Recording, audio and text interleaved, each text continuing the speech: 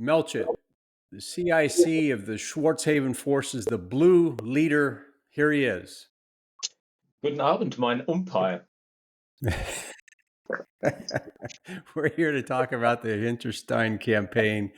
And as usual, we have our nice maps. We're going to walk through it. I'm sure everyone is on the edge of their seats to hear your analysis of the campaign. We've got a few extra maps for you because you had you were involved in everything. So, talk a little bit about let's talk about this game in general and its complexity, kind of what you saw in it, and to just give some overall first impressions before we dive into the detail. Well, the first thing I think to say is of all the games that you've run, and without a doubt all the other games that I have played in Kriegsspiel, this has been without doubt the most immersive, I would say.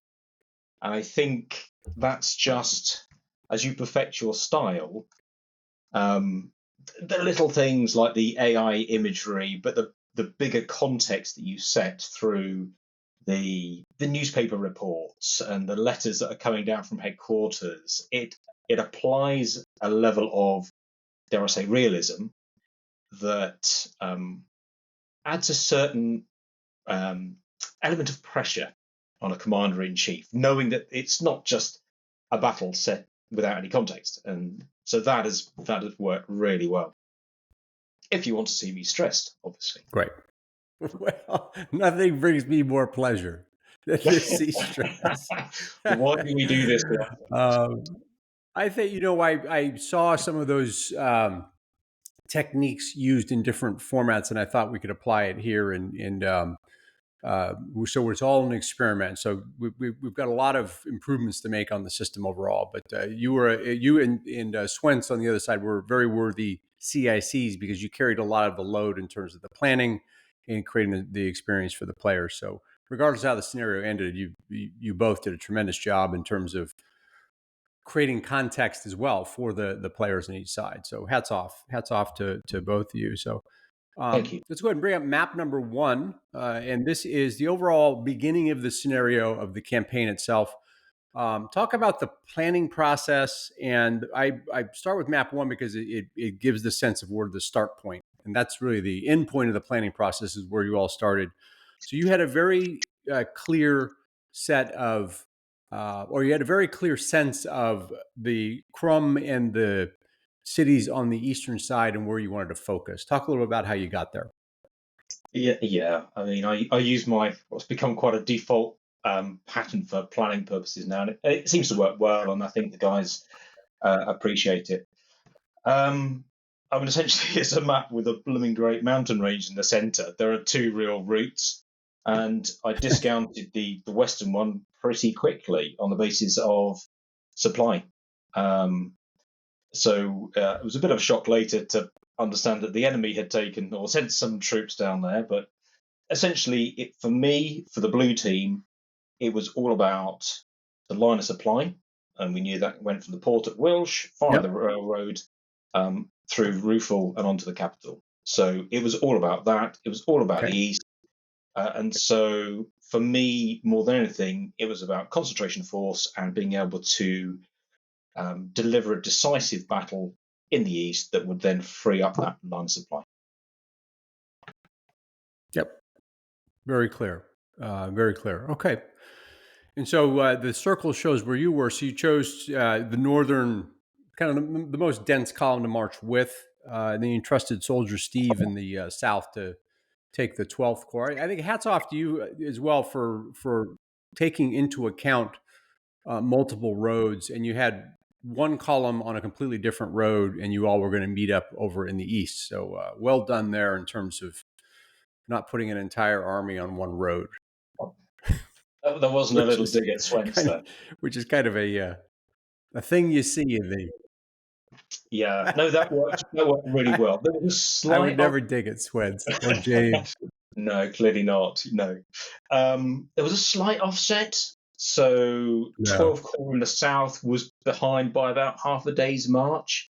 And in the end, it didn't hinder us, and if anything, probably helped us. But I think it could have been problematic in terms of I expected the battle to be happening further south. I expected it more in the Crum area, and I thought I might even be fighting for Wilsch. Yeah. But that's because, well, two things, I think. Firstly, um, Swentz and the red team got snarled up a bit with their own traffic jam in the north. And secondly, they deployed on the north of the Yep. map rather than the sort of northeast. So my sort of time and space Right. was out a little bit. No, I was just going to I was just say, going to say, in fairness to Swintz, he did start. Similarly, he had two columns on two different roads. So yeah, no, okay, no, that's fair. That's fair. The roof will column. What I will say is that our operational phase worked like a dream with Collier in the north and Soldier Steve in the south. It was operating like a really well-oiled machine. The dispatches were flowing really well. I had a really good sense of where they were and what we were doing, and because they'd been part of the planning process, I just had 100% confidence that they were going to get to where they needed to be and do what they needed to do. So, yeah, that was really good. they did. It was well executed. So I want to bring up map 2 now, and this is the defense of Drosch. So you had Colin Crivey up there in the north.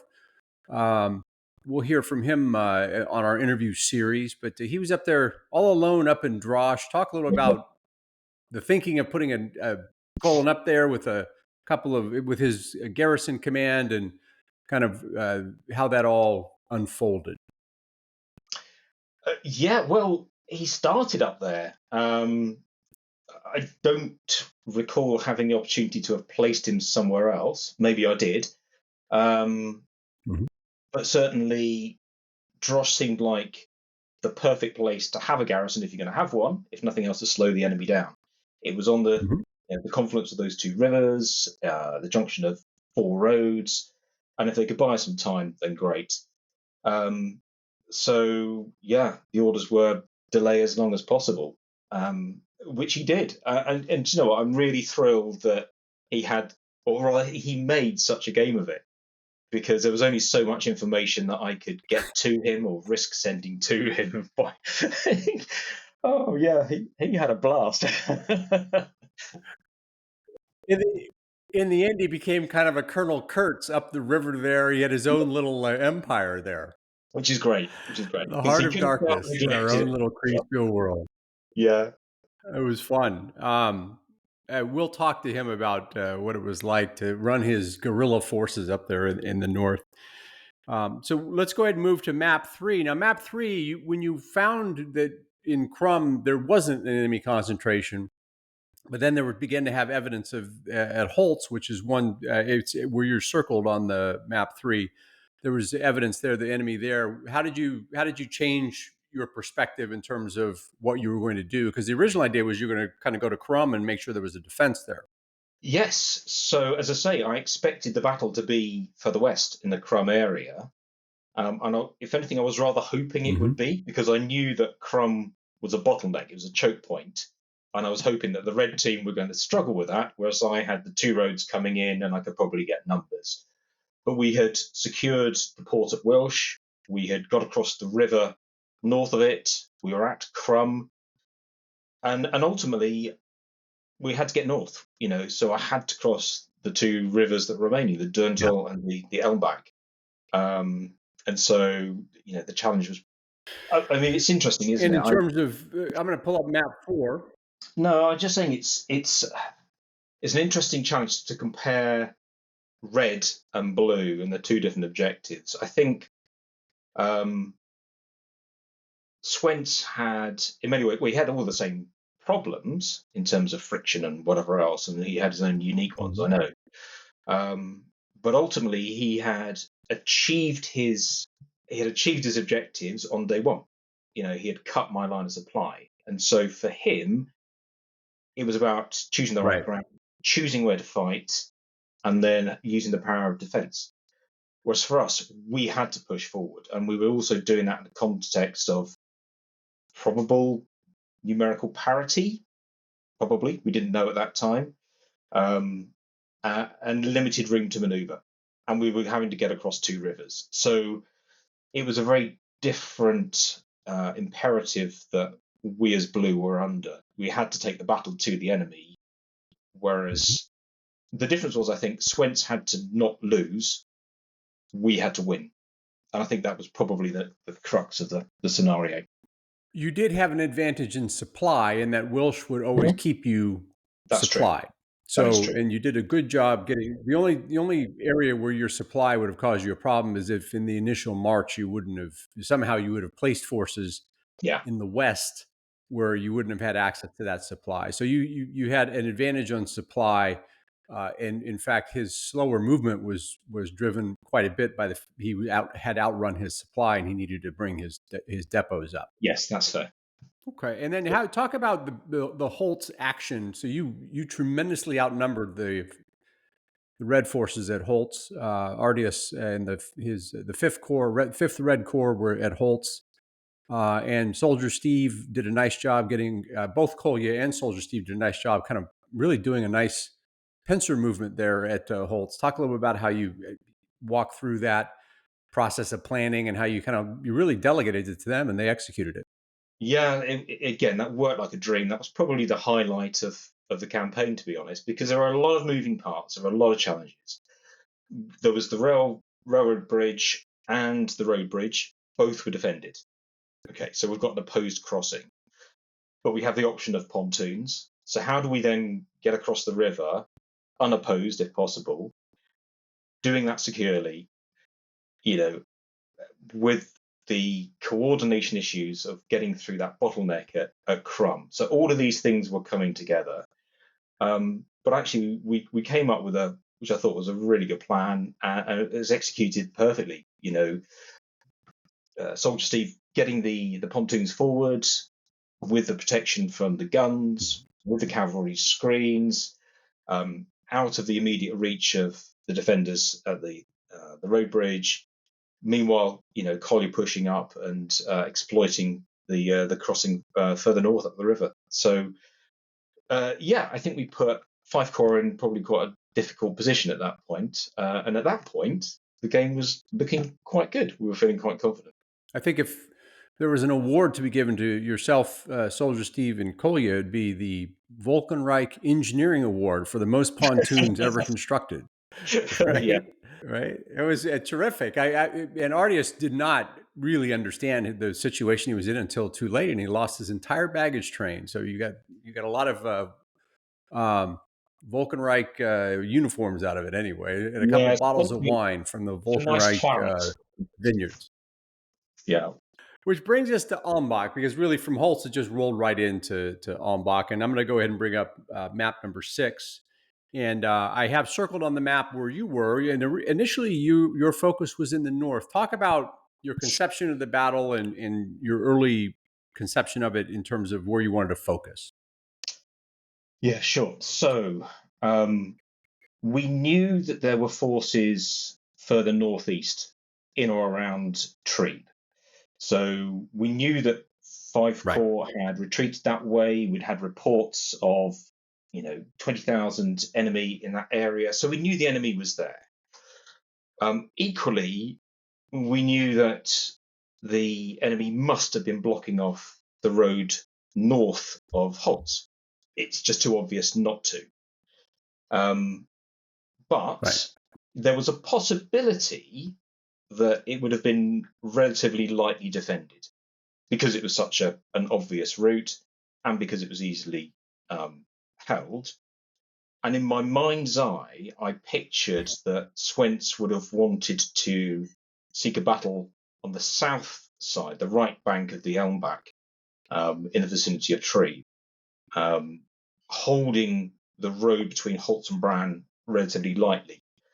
And then when we switched to the tactical phase, I could see that we had 7 Corps north of the river. 27th Division was already there in place, and I had the artillery reserve immediately behind it. And it's like, okay, we've got a possibility here to make some headway. We've got to go this way anyway. I have to clear that rail route regardless. We're here. Let's give it a go. So that was the start point of that particular phase. As you know, it didn't quite work out like that. There were a few crossed wires. That's for Very sure. delicately put. You must have enjoyed What this race than any other game. I would have to say it was a lot of fun watching it unfold, particularly with someone who is as organized and thoughtful and as terrific a planner as yourself. Watching watching it all unfold was a joy to behold. It was terrific. So let's talk about your. So I'm going to bring up Map Seven, and Map Seven just shows your conception at 11:05. So this is the point. I asked yourself and Swentz to just give an overview of what you thought was happening, and you pictured the forces a little farther back at Trebe itself, and they had actually begun to come south of the river. They'd come towards you a little bit more. Talk a little Mhm. bit about your conception at that point, and do you think you had a good handle on it? Had a reasonable handle. Um, so one thing that the Drosch garrison had done well was provide a key bit of information that at least one division had headed southeast to the main battle area. So I figured on that basis there was probably a corps Right. up there, the centre division. There had to be something else on that road, and I knew there was 5 corps and others which had to, in my mind, we were probably facing 4 corps. So we suddenly had a numerical problem. This was going to be an even tougher fight Yeah. than I thought it was going to be. What I didn't know, we hadn't made contact in the east at that stage, or I wasn't aware of it. And I thought they might have been a bit closer to Trebe than they actually were. So they were further west than I was expecting. Hmm. In all honesty, Paul, I probably had a better feel for what was going on with the enemy than I did with my own troops. It got a little muddled. So talk about where did you want the artillery reserve in the beginning, and then what was your thought process as that shifted as you found out more information about where they were? Because as Langbart mentions in his interview, he actually didn't know that entire day where those forces actually ended up. So talk about your step through your thinking on the artillery reserve from the beginning all the way through. Okay. So the artillery reserve, as I said, that was going to be my battering ram. We couldn't outmaneuver the Red Army, so I literally had to pummel my way through it. And the tool to do that was the artillery reserve. That was Right. absolutely key to my plan. We had it north of the river. It was in the right place. I had an opportunity, and I thought I was going to use it on that northern road. Then, with the confusion in orders, it ended up going south. Um, Now, at that point, I've got 2 options. I either persist with the original plan and try and turn them around and go north, or I go with it and flex to the east. And I decided I would pivot to the east for 2 reasons. So one was we had now made contact, and there was reports of more troops, coming towards us, and I had a sense that the opportunity might have passed anyway in the north. It was worth a go, but the moment had probably gone. The second reason, and the most important one, was what I didn't want to do was to start issuing, fresh orders and adding to the confusion. So I could just go with the flow of events. I didn't know why the artillery had gone south. I just knew that it had. Just go with that, pivot east, swing to that axis, and take the battle in that direction. Because at the heart of this, I had the interior lines, and I knew I could flex, or I thought I could flex more easily than Red could. So that was the genesis. And what was the idea with the 22nd Division, which is part of Collier's force north of the river? Because he had 2 divisions there, Yes. and it looked like at one point the 22nd was going to come south, and then they ended up No. heading north. What was your understanding of their role? So essentially, I knew, as I said, numerically, I was probably at parity. I may even have been outnumbered. What I had to do somehow, somewhere, was generate local superiority. I had to get the odds in my favor somewhere. So if I couldn't go north, Right. because it was now blocked and because the guns had gone the wrong way, fine. I know that it's a narrow gap from the left bank of the Elmbach to the high ground. I figured I could hold that with a division. Collier would be more than capable of doing that. if he kept his whole corps worth of artillery. So that should have been a relatively easy ask. What I could then do is flex the 22nd Division under James east as well. And so that should have given me 5 divisions of the army artillery plus the 4 with 12. So that would have given me 9 divisions of artillery, 3 infantry divisions, plus a cavalry division. So it had been 3 infantry divisions facing 2 to 2.5, 9 artillery to 4, gusting 5. So I should have had the firepower, the maneuver units, and the recce screen with the intelligence to deliver something decisive in the east. And that thinking is accurate. So you would have, if the execution would have followed that exact conception, you would have outnumbered red in the east. And the red division that was against the river, you could have outnumbered and outgunned, and in fact driven through to Trebe and collapsed the position there. So that was a real opportunity. What actually was happening on the ground, and if we look at, I brought up map 7 already. If we look at by midday, more of the Army artillery, your artillery reserve, was north of the river than south. James stuck in the north and just basically went on a defense and stayed there. So therefore, all that extra horsepower, if you will, or firepower, didn't make it south. So you never had the numbers to execute that plan that you had just articulated. Indeed, that's what happened. That is what happened. So I've been laid up a bit over the last week, having broken my ankle. So I've had plenty of opportunity not to read books, but to go sorry back to hear it. I hope through. you're feeling better. Yeah.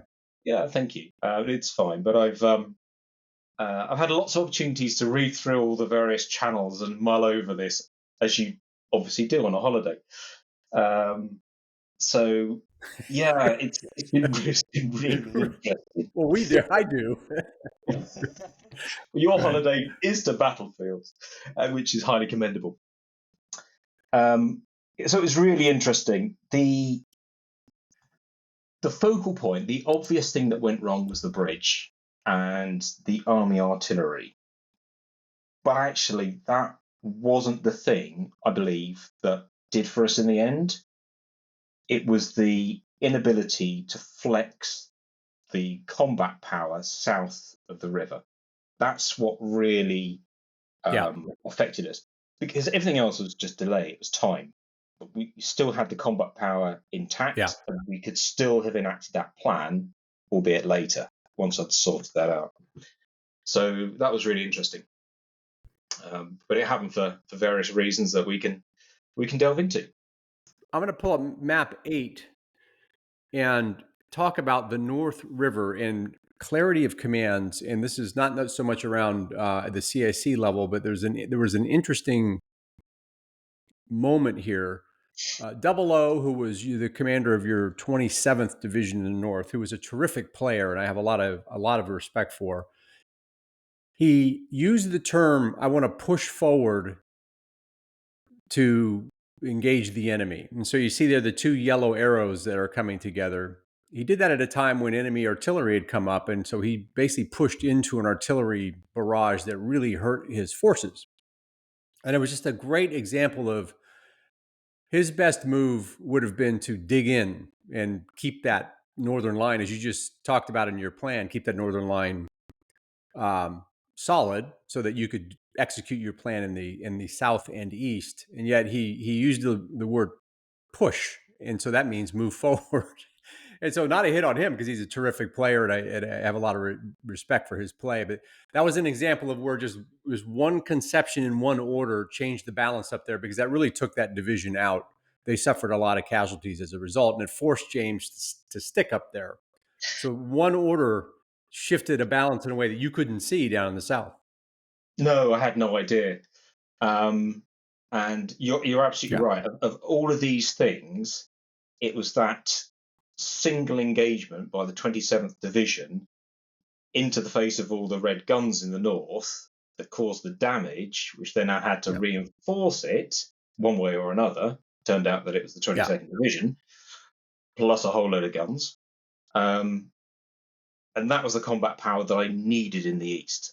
But looking back over the Right. channels, 00 with the 27th Division, um, the fault, if fault such as it is not on what he ordered, it's when he did. And I don't know whether it's a real life thing, but I Yeah. know, for instance, that James was on holiday at the time, and so they were both really good at issuing orders really quickly as soon as they'd had their readout for that turn.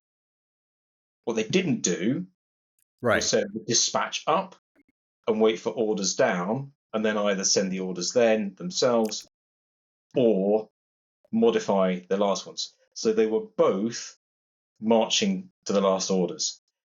That was what screwed us, because if they'd have That's a waited, great point.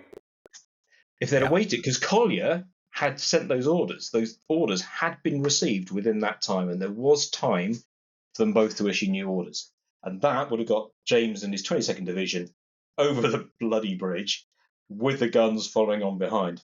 So yeah, that was the key point, I think, for me. That's a great insight. That's a great insight. So, and it's really Kriegspiel play technique more than a historical thing, right? So, Yeah. the Kriegspiel play technique is you see the report as a player, you react with, "Ooh, I want to react in this way," and then you must revisit your channel at deadline time because that's when all of the additional information may come in because the total picture is the summation of what the umpire gives you and what your fellow players give you, not just what the umpire gives you, because what the umpire gives you is just your immediate surroundings, but your other players are going to give you more context and therefore you can amend your orders. So Mhm. there's nothing wrong at all with putting orders in so you make sure you don't miss them, but you want to make sure you amend them to take advantage of all the information you have. That's a great Absolutely. point. So let's look at map 9. Now, in map 9, this is the end of the first day. You just put yourself behind the guns and were saying fire that way. So at this point, you were doing good CIC work, keeping the guns firing with vigorous command. So, what were you thinking as the day ended? Um, Oh, Lord. what did you think the situation was, and what did you take into the evening's planning? Things were going rapidly downhill. At this point, it was getting quite desperate in my mind.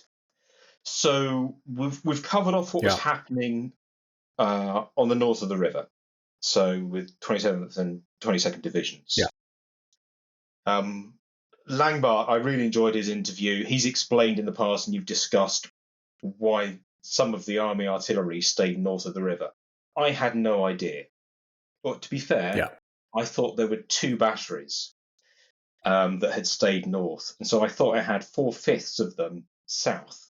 As it turns out, I only had two Right, fifths. And so not only had a whole right. division that I needed stayed north, but 60% of my firepower had also stayed north, and we didn't know. And I think partly that was to do with Right. the confusion about how many guns per battery, per division, per block, call it what you will, because I Yeah. was receiving reports. So I knew we had an army artillery reserve of 60 guns in, um, what would it be? 10 batteries, that's right. So five divisions. Um, I was told that there were 48 Yep. guns that I could see. So Smith's Head, that meant I had 4 out of 5. I was happy with that. I couldn't see them on the map. So one thing that was really Right. interesting, and maybe we can talk about the transition later, because we can pick up on some points that Langbart made. What was really interesting as a CNC was all the information was out there. It was all to be seen, but it hadn't been passed up. And so the divisional commanders, in many cases had a much bigger field of view. They were all issued their order of battles. I saw none of that. So all I knew was from the operational phase that I had these big divisions, in big handfuls.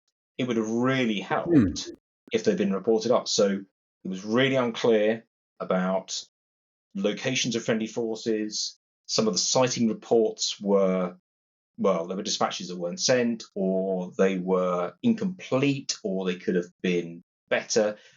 And just silly mistakes about cardinal points. People getting confused with their wests and easts and northwests and northeasts. And so by the end of this Yeah, day, right. this stage, it was really confusing because the friction had just compounded to such a state that I really didn't know what was where. Apart from in big handfuls, 38th Division in the north of Tannhoff Woods, 34th to the south.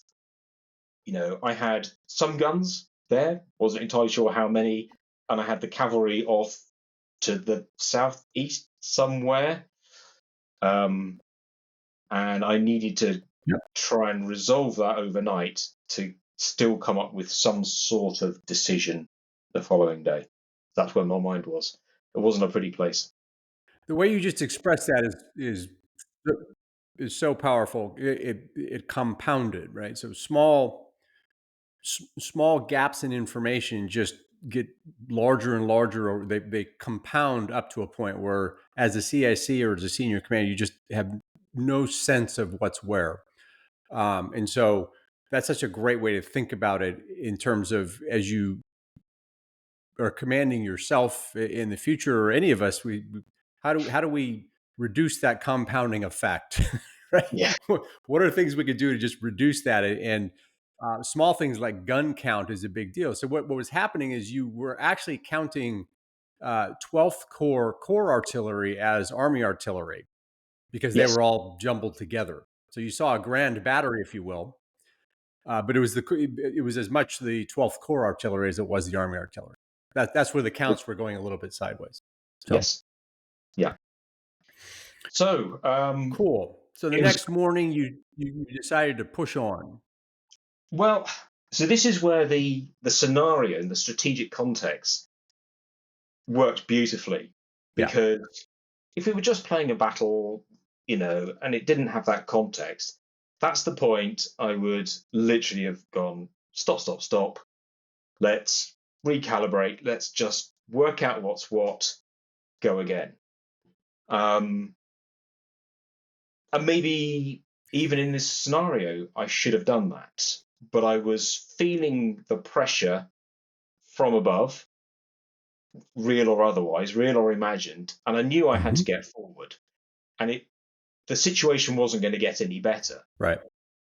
And so I felt I had to try and make the best of a bad lot. And if I could just tweak, if I just pull enough levers to get enough advantage, it might yet work. But it is starting to sound like clutching at straws. And that's how it felt. And if you look at map 10, the cavalry going to Trebe, what was that? Because I think there was a moment where I thought, if that cavalry gets in behind Crisis and causes a ruckus, you could have really confounded the red in the south, and yet they rode east. So it was like the hammer was ready to strike, and it went in a different direction. What was the thinking there? Oh, so yeah, that's hard. Again, friction compounded. Um, the start point was, well, several start points. I didn't know where the cavalry was, because the dispatches weren't coming up, and then the player dropped out. The whole red line I thought was further east. I Right. thought it was on the high ground, so I didn't, in my mind, see an opportunity to flank there. Got it. And Trebe, I thought, if we could secure the bridge and maybe then head west from there, I could get behind them. So absolutely, an opportunity to flank them Mhm. would have been amazing. And it just pains me to look at that map now because it was there laid out in front of us. But I didn't know, and the guy who took over, And who knows would what be would have happened, but it certainly would have been it would interesting. have given them pause to see a cavalry division in their rear, right? Yes, Yeah. yes, it would. It would. And then the final, in the end, Langbart distinguished himself because in the final withdrawal, he moved his guns to the right spot to actually screen your withdrawal. So that was well done on his part. It was, but by that time Looking at map 11. I was already looking at the bottle of schnapps and my service revolver. So, Well, there you go. Right. If you had a perfect record, what would be the fun in that? hey, even Napoleon got beaten, So I don't feel bad about it. Right. There are lessons, Even which actually your comment about the pressure to Yeah, the pressure is it's real. It's a Right. strange one. There's the you everyone thinks about the glory of winning, but at some point, you're going to lose, and you have to own that. And so it was an interesting one to play it in my mind about, what would the real von Kruger now be facing back home, having lost not just a battle and a campaign, but Mhm. brought his country to the brink. Yeah, I felt it in a way that I haven't felt it in other Kriegspiel games. So you to did well there. to the brink. Yeah. Delivering the feeling is the whole point, I guess. What both good and bad. What would you have done different? Like, what was your takeaways? Because you're always carefully study things, if I understand your style. So, what was your takeaways? So fundamentally, I mean, for the operational phase, nothing at all. That worked like a dream. Um, maybe Yeah. maybe I would have taken a bit more time, calm down the pace, and work out what was what, because time actually wasn't the real pressure at the tactical phase. It was the understanding. But of course, other things are happening at the same time. Um, I don't. No, I'm happy with the plan. I think it fell down in the execution, and I think it was, there were some things there that I could have done differently. But hey, it was a hell of a game, hell of a game. I think one thing I would have done, Hmm. the transition from the operational to the tactical. This is something that Langbach touched on yesterday. Um, that we could have.